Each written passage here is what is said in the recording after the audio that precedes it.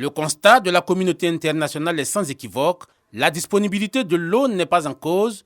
Seulement une petite partie de cette eau est potable et exploitable à des fins industrielles et agricoles. Conséquence, la production vivrière n'est pas suffisante pour assurer l'alimentation de tous. Pour faire face à cette problématique, le gouvernement de Côte d'Ivoire a engagé divers programmes au nom desquels le vaste projet de pôle agro-industriel. Ce vaste projet des agropoles, soit 9 au total, prévoit des aménagements hydro-agricoles, la réhabilitation de barrages et de systèmes hydrauliques villageois améliorés, la réparation de pompes manuelles, l'installation de nouveaux forages équipés de pompes à motricité humaine et de nouveaux HVA.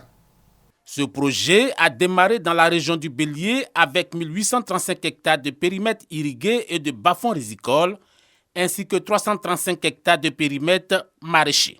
Parallèlement, 50 nouveaux forages équipés de pompes à motricité humaine ont été installés, 10 systèmes hydrauliques villageois améliorés réhabilités et 15 autres créés.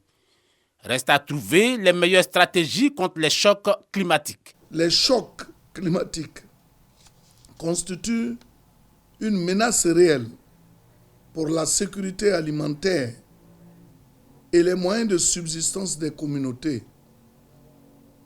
Le Fonds vert pour le climat a officiellement approuvé un projet novateur visant à renforcer les capacités des femmes de Côte d'Ivoire à répondre efficacement aux risques climatiques. Ce financement du Fonds vert pour le climat devrait soutenir les petits exploitants agricoles, renforcer leur résilience économique, condition pour garantir la disponibilisation des produits alimentaires et l'approvisionnement des marchés.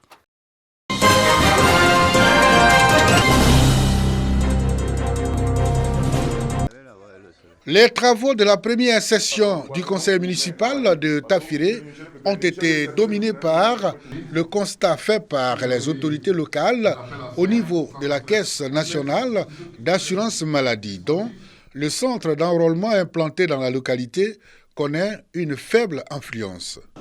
Les travaux ont donné l'occasion au sous-préfet et au médecin-chef du centre de santé urbain de Tafiré d'expliquer le bien fondé de la CNAM, son mode de fonctionnement et le montant à cotiser par mois.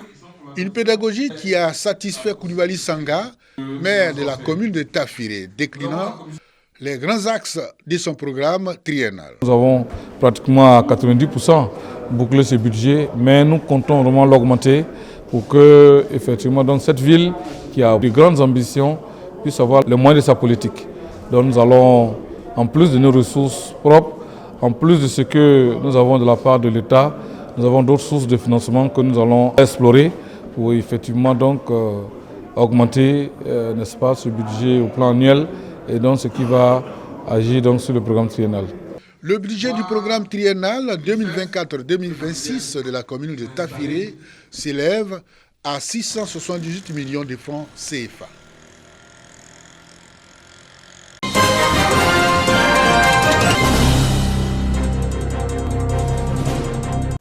Après 10 ans de travaux, l'Association ivoirienne des anciens stagiaires de la COICA dresse son bilan qui porte sur un investissement global de 80 millions de francs CFA. Depuis 2013, nous avons fait un certain nombre d'actions dans les 4 points cardinaux de la Côte d'Ivoire. Dans ces champs d'action-là, nous avons réhabilité des écoles, des hôpitaux que nous avons dotés en équipement. Nous avons fait des dons de kits scolaires. Nous avons pu également faire appuyer financièrement des instituts de recherche. L'Agence coérienne de la coopération internationale est le partenaire financier. Je suis vraiment très impressionné par ce 10e anniversaire, n'est-ce pas, de l'AIA COICA. Et la COICA continuera toujours de faire des efforts pour envoyer toujours des fonctionnaires ivoiriens en Corée pour leur formation et pour le développement de la société ivoirienne. L'Association ivoirienne des anciens stagiaires de la COICA a été créée le 27 décembre 2013. Elle compte aujourd'hui 579 membres.